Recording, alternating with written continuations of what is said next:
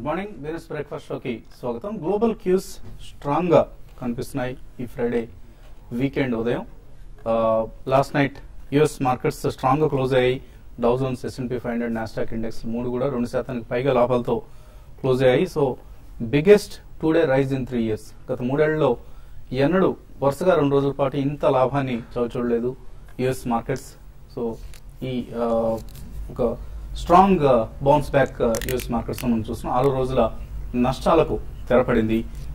Federal reserve మొన్న ఇచ్చిన positive comments కావచ్చు, చాలా స్పష్టంగా యుఎస్ ఎకానమీకి సంబంధించి, వృద్ధి రేటుకు సంబంధించి పాజిటివ్గా ఇచ్చిన, డోవిష్గా ఇచ్చిన స్టేట్మెంట్స్. అలాగే రష్యాలో సావరిన్ డెట్ డిఫాల్ట్, అంటే రష్యా యాజ్ ఎ కంట్రీ తనకున్న రుణాల నుంచి, రుణ చెల్లింపుల నుంచి ఎటువంటి డిఫాల్ట్కు పాల్పడదు, రష్యా రుణ చెల్లింపులన్నీ సక్రమంగా చేస్తుంది అన్న భరోసాను నిన్న రష్యా అధ్యక్షుడు పుతిన్ తన ప్రకటనలో స్పష్టంగా చెప్పడం.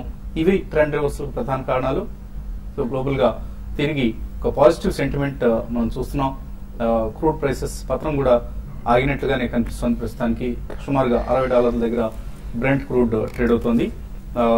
సో ఒక పాజిటివ్ నోట్ తో ఇవాళ ఏషియన్ మార్కెట్స్ ప్రారంభమయ్యాయి. ఒక చైనా మినహాయిస్తే మిగతా ఇండిసెస్ అన్ని కూడా స్ట్రాంగ్ గా పాజిటివ్ గా ట్రేడ్ అవుతున్నాయి. సో మన మార్కెట్స్ లో కూడా నిన్న గ్లోబల్ క్యూస్, గ్లోబల్ ట్రెజర్స్ తో పాటు జిఎస్టీకి సంబంధించిన ఆశావహ వాతావరణం. జిఎస్టీ అతి త్వరలో అమలుకు నోచుకోబోతుంది. వచ్చే ఆర్థిక సంవత్సరం నుంచి జిఎస్టీని అమలు చేస్తున్నారు అన్న ఒక ప్రకటనలు, ఇవన్నీ కూడా మన మార్కెట్స్ లో నిన్న బులిష్నెస్ కు తిరిగి ఒక బులిష్ సెంటిమెంట్ నెలకొనడానికి కారణాలు అయ్యాయి. సో హైయర్ లెవెల్స్ దగ్గర క్లోజ్ అయ్యాయి నిన్న. అలాగే ఇవాళ గ్యాప్ అప్ ఓపెనింగ్ కోసం లాభాలతో ప్రారంభమయ్యేందుకు మార్కెట్స్ సిద్ధంగా ఉన్నాయి. సో ఒకసారిగా ట్రెండ్ రివర్స్ అయిందని చెప్పుకోవచ్చు. సో ఒక షార్ట్ కవరింగ్ బౌన్స్ బ్యాక్ కాస్త దీనికి స్ట్రాంగ్ గ్లోబల్ క్యూస్ జత కలవడం ఇవాల్టి ట్రేడింగ్ ను పాజిటివ్ గా ప్రారంభం కావడానికి ప్రధాన కారణాలు. సో జిఎస్టీ స్టాక్స్ అన్ని నిన్న పెరగడం చూసాం మనం. జిఎస్టీ అంటే goods and services tax. So ఇప్పటిదాకా ఏదైతే అన్ఆర్గనైజ్డ్ సెక్టర్ నుంచి స్ట్రాంగ్ కాంపిటీషన్ ఎదుర్కొంటున్నాయో కొన్ని ఆర్గనైజ్డ్ సెక్టర్ కి సంబంధించిన కంపెనీస్, వాటన్నిటి కూడా జిఎస్టీ ప్రవేశపెడితే కాంపిటీటర్ నుంచి థ్రెట్ తగ్గుతుంది. అంటే ఇప్పటిదాకా ఏదైతే జిఎస్టీ అంటే గూడ్స్ అండ్ సర్వీస్ ట్యాక్స్ అని అనుకున్నాం. సో ఈ ట్యాక్స్ ఇకపై స్టేట్ సెంట్రల్ లెవెల్లో ఉన్న ట్యాక్సెస్ అన్నిటిని ఎలిమినేట్ చేసి ఒకే సింగిల్ ట్యాక్స్ ను జిఎస్టీ రూపంలో ప్రవేశపెట్టబోతోంది కేంద్ర ప్రభుత్వం. సో అన్ని రాష్ట్రాల్లోనూ ఇక ఒకటే ట్యాక్స్ రేట్ అమల్లో ఉంటుంది. ఇప్పటిదాకా 10 లక్షల రూపాయల లోపు 1.5 crores టర్న్ ఓవర్ లోపు ఉన్న వాళ్ళకి ఎటువంటి ఎక్సైజ్ డ్యూటీ వాళ్ళ మీద విధించడం లేదు. రేపు జిఎస్టీ అమల్లోకి వస్తే 10 లక్షల రూపాయల పైన టర్న్ ఓవర్ ఉన్న వాళ్ళందరికీ కూడా జిఎస్టీ వర్తిస్తుంది. 10 లక్షల రూపాయల లోపు వాళ్ళకి మాత్రమే ఎక్సైజ్ జిఎస్టీ నుంచి మినహాయింపు ఉంటుంది. సో దీనివల్ల ఇప్పటిదాకా అన్ఆర్గనైజ్డ్ సెక్టర్ నుంచి పోటీ ఎదుర్కొంటున్న కంపెనీస్ ఏవైతే ఉన్నాయో చాలా సెక్టర్స్ ఈ జిఎస్టీ అమలు వలన కొంత ఊపిరి పీల్చుకోబోతున్నాయి. పెద్ద కంపెనీలు ఎస్పెషల్లీ అదెసివ్స్ కావచ్చు, పెయింట్స్ కావచ్చు, శానిటరీ వేర్ కావచ్చు, ఫాస్ట్ ఫుడ్స్ కావచ్చు, ఫుట్వేర్, ప్లైవుడ్, అలాగే బ్యాటరీస్, టెక్స్టైల్స్, ఇటువంటి రంగాలకు చెందిన కంపెనీలు అన్నింటిలోనూ జిఎస్టీ ఇంపాక్ట్ కనిపించింది నిన్న. మనం ఫర్ ఇన్స్టెన్స్ అదెసివ్స్ చూస్తే పిడిలైట్ ఇండస్ట్రీస్, అలాగే మనం షూస్, ఫుట్వేర్ చూస్తే లిబర్టీ షూస్, అలాగే టెక్స్టైల్స్ నుంచి Arvind, Page industries, Exide industries, Amara Raja batteries, Relaxo footwear, green ply, Hindustan sanitary ware, అలాగే Havells India, Cera sanitary, Jubilant food works, ఇటువంటి కంపెనీస్ అన్ని నిన్న ఒకసారిగా మనం స్టాక్స్ బాగా లాభపడటం చూసాం. లిబర్టీ షూస్ లాంటివి 20% పెరిగాయి. అలాగే Arvind 8.7%, Page industries 8.4%, Havells, even REC లాంటి కంపెనీస్, జిఎస్టీ ఇంపాక్ట్ లేని కంపెనీస్ కూడా క్వాలిటీ మిడ్ క్యాప్ స్టాక్స్ లో నిన్న ఒకసారిగా బయింగ్ మనం రావడం చూసాం. ఎందుకంటే లోవర్ లెవెల్స్ దగ్గర చాలా చాలా అట్రాక్టివ్ గా ఉన్న కౌంటర్స్ ఇవి. మనం పానిక్ అవద్దని చెప్పాం. ఈ ప్రోగ్రామ్ లో కూడా ఎప్పటికప్పుడు క్వాలిటీ స్టాక్స్ అన్ని యాడ్ చేసుకోవడానికి ఇదే సరైన సమయం. Don't wait for too deep correction అని కూడా మనం చెప్పడం జరిగింది. సో అదే పరిస్థితి నేను కనపడింది. స్టాక్స్ అన్ని, క్వాలిటీ స్టాక్స్ అన్నింటిలో కూడా లోవర్ లెవెల్స్ దగ్గర బయింగ్ జరిగింది, both large, mid and small cap stocks లో. అలాగే ఎఫ్ఐఐ బిహేవియర్ చూస్తే మాత్రం కొంత మనకు నేను సర్ప్రైజింగ్ గా 875 crores వర్త్ స్టాక్స్ ఎఫ్ఐఐస్ అమ్మడం చూసాం. అయితే ఇండెక్స్ ఆప్షన్స్ లో మాత్రం బయింగ్ జరిగింది. ప్రత్యేకించి పుట్ ఆప్షన్స్ కొన్నారు. ఇండెక్స్ పుట్ ఆప్షన్స్ ఎఫ్ఐఎస్ నిన్న 1343 crores వర్త్ ఆప్షన్స్ ను ఎఫ్ఐఎస్ కొనడం చూసాం. సో 7950 పుట్స్ లో ఎక్కువ ఓపెన్ ఇంట్రెస్ట్ పెరిగింది. ఈ పుట్స్ ను ఎఫ్ఐఎస్ కొన్నారు. ఇది ఒక హెడ్జింగ్ మూవ్ గా మనం అర్థం చేసుకోవాలి. అంటే 7950 is the bottom level that one can expect in the near future if there is a negative sentiment. So negative sentiment లాంటిది ఏదైనా ఉంటే 7950 ఆ లెవెల్ దగ్గర మార్కెట్స్ బాగా సపోర్ట్ వస్తుంది. అక్కడ దాకా పడిపోయే రిస్క్ కూడా ఉంది, కానీ ప్రస్తుతానికి ఉన్న పరిస్థితిని చూస్తే అటువంటి రిస్క్ చాలా తక్కువ అవకాశాలు కనిపిస్తున్నాయి. పాజిటివ్ నోట్తోనే ఈ సిరీస్ ను నెక్స్ట్ వీక్ లో మనం క్లోజ్ చేసే అవకాశాలు కూడా కనిపిస్తున్నాయి. అండ్ ఇవాళ మిడ్ టర్మ్ ఎకనామిక్ రివ్యూని ప్రభుత్వం పార్లమెంట్ లో ప్రవేశపెట్టబోతుంది. సో ఇందులో ప్రభుత్వం ఎటువంటి స్టేట్మెంట్స్ ఇస్తుంది అన్న అంశం ఆధారంగా సెకండ్ హాఫ్ ఆఫ్ ట్రేడ్ ఇవాల్టి ట్రేడింగ్ ద్వితీయార్థంలో ఈ స్టేట్మెంట్ వస్తుంది కాబట్టి అప్పుడు మార్కెట్స్ ఎలా రియాక్ట్ అవుతాయని చూడాలి. ఫిస్కల్ డెఫిసిట్ ని ఎలాగా కంట్రోల్ చేద్దాం అనుకుంటున్నారు, అలాగే జీడిపి ఎస్టిమేట్స్ ను ప్రభుత్వం ఇంకా ఏదైనా రివైజ్ చేస్తుందా, ఇవన్నీ కీలకంగా పరిశీలించదగ్గ అంశాలు. సో ఫస్ట్ హాఫ్ లో కొద్దిగా ట్రేడింగ్ పొజిషన్స్ తీసుకునే వాళ్ళు అప్రమత్తంగా ఉండాల్సిన పరిస్థితి. అయితే ప్రతి డిప్ లో డిక్లైన్ లో స్టాక్స్ ని యాడ్ చేసుకోవడం అనేది మాత్రం డెఫినెట్లీ సజెస్టబుల్ అంశం ఇది. అలాగే మాంటే కార్లో ఫ్యాషన్స్ ఈ స్టాక్ ఇవాళ లిస్ట్ కాబోతుంది. మొన్ననే ఐపీఓకి వచ్చిన company almost retail portion 6.7% subscribe అయిందని నేను కూడా చెప్పుకున్నాము. 1:4 నిష్పత్తిలో షేర్లు అలాట్ చేశారు. అందరికీ కూడా 23 షేర్స్ మాత్రమే అలాట్ చేశారు. ఎన్ని షేర్లు అప్లై చేసినా కూడా 299 షేర్స్ వరకు అప్లై చేసిన వాళ్ళందరికీ 23 షేర్స్ మాత్రమే వచ్చాయి.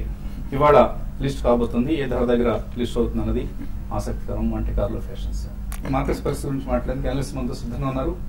సో పాజిటివ్ ఓపెనింగ్ కోసం మార్కెట్స్ సిద్ధం అవుతున్నాయి. గ్యాప్ అప్ ఓపెనింగ్ కోసం maybe 60-70 points gap up opening చూసే అవకాశం కనిపిస్తుంది. ట్రేడర్స్ ఎటువంటి పొజిషన్స్ తీసుకోవాలి? గ్యాప్ అప్ అంటే ఇంచుమించు 8250 8240 వరకు వెళ్లే అవకాశం కనిపిస్తుంది. నిన్న కూడా మనం చూసాము, ఎక్కడ ఒక ఓపెనింగ్ లో బయింగ్ ఆపర్చునిటీ రాకుండా ఒక్కసారి షార్ట్ కవరింగ్ తోటి కొంచెం హైయర్ రేట్ లో మార్కెట్ బై లో పెట్టేటప్పటికల్లా ఆర్డర్స్ అన్ని కూడా ఒకసారి హై రేట్ లో ట్రిగర్ అవడం జరిగింది.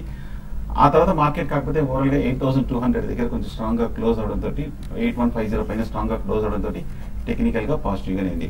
అలాగే బ్యాంకింగ్ నిఫ్టీ కూడా మనం చూసాము 18300 పైన స్ట్రాంగ్ గా క్లోజ్ అయింది. ఇవాళ కూడా కొంచెం ఫర్దర్ అప్ ట్రెండ్ అర్థమవుతుంది. కాకపోతే ఇవాళ Friday weekly closing, weekly chart ప్రకారం ఇవాళ చాలా కీలకము. ఒకవేళ కనుక మిడ్ సెషన్ లో కూడా మార్కెట్ స్టడీగా పెరుగుతూ క్లోజింగ్ కనుక బాగా స్ట్రాంగ్ గా ఉందంటే కనుక మార్కెట్ లో అప్పుడు ఒక వీక్లీ చార్ట్ ప్రకారం ఒక బార్ కొంచెం స్ట్రాంగ్ గా క్లోజ్ అయినట్టు అర్థం చేసుకోవచ్చు. అప్పుడు నెక్స్ట్ వీక్ కూడా మార్కెట్ ఒక పాజిటివ్ ధోరణిలో వెళ్లే అవకాశం కనిపిస్తుంది. కాకపోతే మనం చూసాము లాస్ట్ 2 days మార్కెట్ ఒక గ్యాప్ అప్ తోటి ఒక లోయర్ రేట్ లో ఒక కన్సాలిడేషన్ లేకుండా పెరిగింది కాబట్టి ఆ కన్సాలిడేషన్ అనేది తప్పకుండా డ్యూ. సో కన్సాలిడేషన్ వచ్చిన తర్వాత నెక్స్ట్ షార్ట్ టర్మ్ ట్రెండ్ అనేది మనకి క్లియర్ గా అర్థమవుతుంది. ఈ నెక్స్ట్ వీక్ వచ్చే కన్సాలిడేషన్ సైడ్ వేస్ ట్రెండ్ లో మార్కెట్ ఏ మాత్రం పటిష్టంగా ఉంది, 8250 దగ్గర 8300 దగ్గర రెసిస్టెన్స్ ఉంది. ఆ లెవెల్లో కనుక స్ట్రెంత్ చూపించిందంటే కనుక, అంటే పెద్ద కరెక్షన్ లేకుండా స్థిరంగా పటిష్టంగా నిలబడిందంటే మార్కెట్ లో ఫర్దర్ ర్యాలీ కూడా వచ్చే అవకాశం ఉంది. అలాగే బ్యాంక్ నిఫ్టీ చూస్తే కనుక 18600 దగ్గర, అంటే లాస్ట్ వీక్ హై అదే అనమాట, టాప్ అది, అక్కడ కొంచెం రెసిస్టెన్స్ చూసే అవకాశం ఉంది. ఏమాత్రం 18600 పైన కనుక మార్కెట్ నిలబడిందంటే కనుక మార్కెట్ ఫర్దర్ ర్యాలీలో వెళ్లే అవకాశం కనిపిస్తుంది. అలా కాకుండా క్లోజింగ్ సమయానికి ఇవాళ కొంచెం వీక్నెస్ కనిపించి కొంచెం లోయర్ రేట్లో కనుక డిక్లైన్ కొంచెం తగ్గిందంటే మటుకు కొంచెం కాన్షియస్ గా ఉండడం మంచిది. సో అలాగే నేను చెప్పినట్టుగానే మార్కెట్ లో స్టాప్ లాస్ పెట్టుకొని పొజిషన్స్ ముఖ్యంగా మిడ్ క్యాప్ లో కానీ ఫ్యూచర్స్ లో ఉన్న వాళ్ళు లాంగ్ పొజిషన్స్ ని కంటిన్యూ చేయొచ్చు. స్టాప్ లాస్ తోటి షార్ట్ పొజిషన్స్ మటుకు పూర్తిగా అవాయిడ్ చేయండి. నిన్న స్టాప్ లాస్ నుంచి కొంచెం స్టాప్ లాస్ ఇంకా మరింత పెంచుకోవచ్చు. ఇవాళ 8150 కింద స్టాప్ లాస్ క్లోజింగ్ బేసిస్ మీద పెట్టవచ్చు. అలాగే ఇవాళ 10 days 20 days మూవింగ్ యావరేజ్ కూడా నిన్న పరీక్షించింది. ఇవాళ రెండో రోజు కూడా పరీక్షించే అవకాశం ఉంది. రెండో రోజు కూడా ఈ 2 షార్ట్ టర్మ్ మూవింగ్ యావరేజెస్ పైన కనుక స్ట్రాంగ్ గా క్లోజ్ అయిందంటే మార్కెట్ లో మళ్ళీ అప్ ట్రెండ్ వెళ్ళే అవకాశం ఉంది. సో ఇవాళ చాలా కీలకము. ఇవాళ స్ట్రాంగ్ గా 8250 పైన క్లోజ్ అయిందంటే కనుక నెక్స్ట్ వీక్ కి లాంగ్ పొజిషన్స్ ని క్యారీ ఫార్వర్డ్ కంటిన్యూ చేసుకోవచ్చు. సో వీకెండ్ పొజిషన్స్ ట్రేడ్ చేస్తున్న వాళ్ళకి ట్రేడర్స్ ఎటువంటి సలహా ఇస్తారు? అంటే ఒక వీకెండ్ కి పొజిషన్ అంటే క్యారీ చేయడం అనేది ఇప్పుడున్న మార్కెట్ లో అంత అంటే బాగుంటుందని అనుకున్నానండి. ఎందుకంటే మార్కెట్స్ వోలటాలిటీ అనేది దృష్టిలో పెట్టుకుంటే మాత్రం పొజిషన్స్ ఆల్రెడీ నిన్న కానీ లాంగ్ పొజిషన్స్ ఎవరైతే బిల్డ్ చేస్తున్నారో వాళ్ళు ఈ రోజు గ్యాప్ అప్ వచ్చినప్పుడు కొంచెం సేపు వెయిట్ చేసి మార్కెట్లో ప్రాఫిట్ బుక్ చేసుకోమంటాను. ఎందుకంటే ఈవెన్ నిన్న మార్కెట్ పెరిగినా కూడా ఎఫ్ఐ డేటా కానీ తర్వాత F&Oలో జరిగిన యాక్టివిటీ కానీ గమనిస్తే మార్కెట్స్ కొంత ఈ లెవెల్లో మళ్ళీ 8200 లెవెల్స్లో రెసిస్టెన్స్ ఫేస్ చేసే అవకాశం కనపడుతుంది. దాదాపు ఎఫ్ఐస్ హయ్యర్ లెవెల్స్లో చూస్తుంటే మనకి అలా లాంగ్ అన్వైండింగ్ చేస్తున్నారు, తర్వాత ఫ్రెష్ షార్ట్స్ కూడా బిల్డ్ చేస్తున్నారు. ఆప్షన్స్ వైపు చూసుకుంటే ఎక్కువ పుట్ ఆప్షన్స్ వైపు వాళ్ళు ఇంట్రెస్ట్ చూపిస్తున్నారు.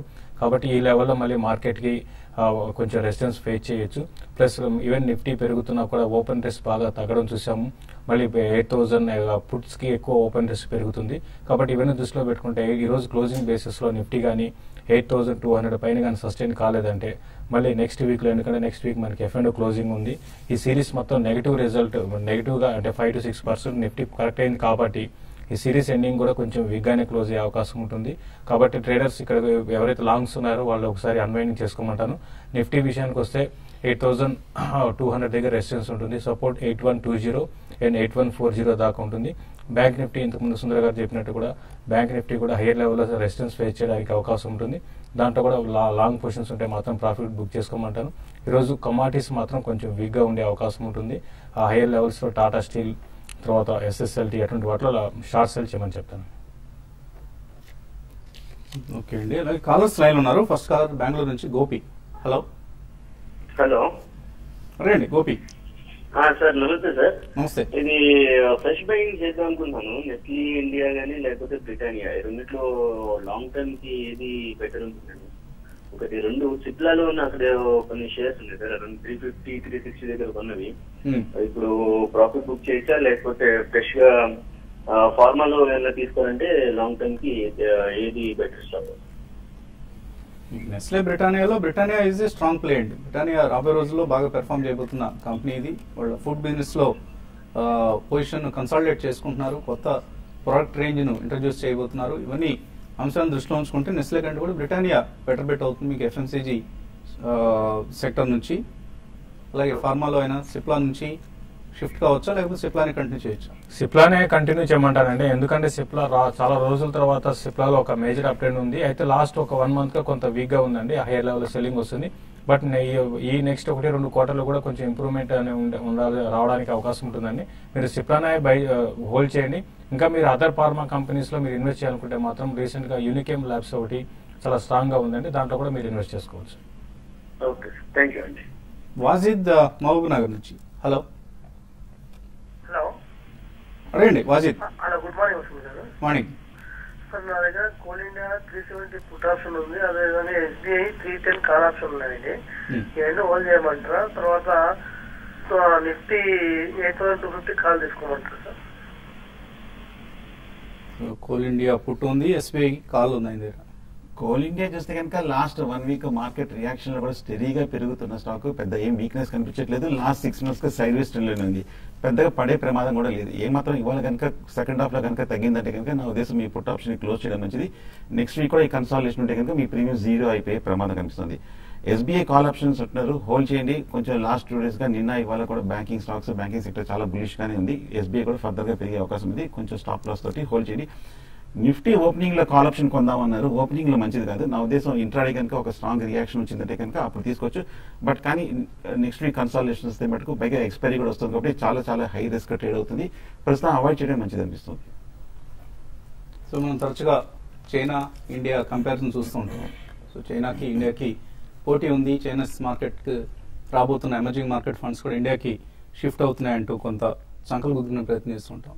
కానీ ఒకసారి వాస్తవాలు గమనిస్తే చైనా మార్కెట్ క్యాప్ గమనిస్తే మనం బ్రిక్ కంట్రీస్ అంటాం. బ్రెజిల్, రష్యా, ఇండియా, చైనా, ఈ 4 కంట్రీస్ ని బ్రిక్ కంట్రీస్ గా వ్యవహరిస్తుంటారు. సో చైనా మార్కెట్ క్యాపిటలైజేషన్ ఈ 3 దేశాలు, మిగతా 3 దేశాలు అంటే బ్రెజిల్, రష్యా, ఇండియా, ఈ 3 దేశాల టోటల్ మార్కెట్ క్యాపిటలైజేషన్ కంటే రెట్టింపు ఉంది. So China market capitalization $4.94 trillion. అలాగే ఇండియా, బ్రెజిల్, రష్యా 3 కలిపితే కూడా ఇందులో సగం కూడా లేదు. ఇండియా మార్కెట్ క్యాప్ $1.47 trillion నిన్నటి మార్కెట్ క్యాప్ చూస్తే. అలాగే బ్రెజిల్ $737 billion, రష్యా $325 billion మాత్రమే. 3 కలిపినా కూడా చైనా మార్కెట్ క్యాప్ లో సగం కూడా లేవు. $2.62 trillion మాత్రమే మన 3 కంట్రీస్ మార్కెట్ క్యాప్ కలిపితే. సో పెద్ద అంతరం ఉంది, చాలా పెద్ద గ్యాప్. చైనాని అధిగమించడం అనేది ఎవరికి సాధ్యపడే అంశం కాదు. ఇప్పట్లో కనుచూపు మేరలో అటువంటి అవకాశాలు కూడా కనపట్లేదు. ఈ నోట్ మీద చిన్న బ్రేక్ తీస్తున్నాం.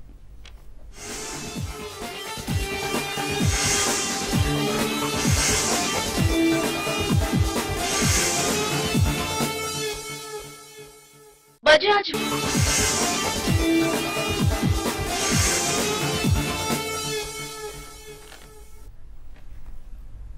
న్యూస్ బ్రేక్ఫాస్ట్ షోకి తిరిగి స్వాగతం.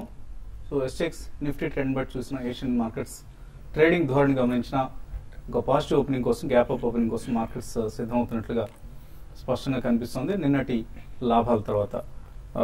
గురుప్రతాప్ రెడ్డి ఏలూరు నుంచి కాలర్ లైన్ ఉన్నారు. Hello, good morning sir. Good morning. ఆ శేషు గారు 800 దగ్గర రెసిస్టెన్స్ ఉందన్నారా? అంటే ఈ రోజు 800 పైన ఓపెన్ అవుతున్నాం కదా సార్? సుమారుగా 8200 పైన ఓపెన్ అయ్యే ఛాన్స్ కనిపిస్తున్నాయండి. ఎస్, అవును. సరే సార్, మాంటే కార్లో ప్యాషన్స్ ఇవాళ 9:15కే లిస్ట్ అవుతుందా సార్, తర్వాత అవుతుందండి? ఓపెనింగ్ లోనే లిస్ట్ అవుతుందండి. ట్రేడింగ్ నార్మల్లీ ఒక గంట మోగించి లిస్టింగ్ ను ప్రారంభించడం అనేది ఆన్వాయితీ ఎక్స్చేంజెస్ లో. సో మాంటే కార్లో ఏ ప్రైస్ దగ్గర లిస్ట్ అవుతుంది? మీకు అలాట్ అయ్యా షేర్లు? అలాట్ అయ్యాయండి. మరి ఇప్పుడు లిస్టింగ్ ప్రైసెస్ బయటకు వచ్చాయి సార్, హోల్డ్ చేయమంటారా? సో ఎన్ని షేర్లు అలాట్ అయ్యాయి మీకు? 23. 23 సార్. ఓకే. ఇంకోటి 8,200 అంటే ఓపెనింగ్ 8,200 పైన ఓపెన్ అవుతుందండి. అయితే క్లోజింగ్ బేసిస్ లో మీరు చూడాలి, ఎందుకంటే మార్కెట్ 8,200 పైన ఓపెన్ అయినంత మాత్రాన అక్కడి నుంచి పెరుగుతుందని చెప్పలేము. క్లోజింగ్ బేసిస్ లో 8,000 పైన ఉంటే 200 పైన ఉంటే మార్కెట్స్ ఫర్దర్ అప్ ట్రెండ్ ఉంటుంది, లేదంటే మాత్రం మళ్ళీ కొంచెం డౌన్ సైడ్ రావడానికి అవకాశం ఉంది. అంటే కార్లలో మీకు స్ట్రాంగ్ ప్రాఫిట్ మేబీ ఒక 20% ప్రాఫిట్ లాంటిది ఏదైనా కనిపిస్తే బుక్ చేసుకోండి. అదర్వైజ్ కొద్దిగా హోల్డ్ చేయదగిన స్టాక్ ఇది. Immediate gains, listing gains book చేసుకుందామన్న సరదా ఉంటే అమ్ముకోవచ్చు అండి. But wait for at what price it gets listed, ఏ ధర దగ్గర లిస్ట్ అవుతుంది అనేది మనం చూడాలి. నాగార్జున హైదరాబాద్ నుంచి తర్వాత కాలర్. హలో. లార్సన్ అండ్ ట్యూబ్రో ఈ కంపెనీ కొనొచ్చా అండి? దీని గురించి ఇన్ఫర్మేషన్ చెప్తారా? లార్సన్ అండ్ ట్యూబ్రో ఎందుకు ఇంట్రెస్ట్ చూపిస్తున్నారు ఈ కంపెనీ పట్ల మీరు ప్రత్యేకించి? లాంగ్ టర్మ్ లో తీసుకుందామని ఆలోచన అండి. ఓకే అండి, తప్పకుండా మంచి స్టాక్ నే మీరు సెలెక్ట్ చేస్తున్నారు.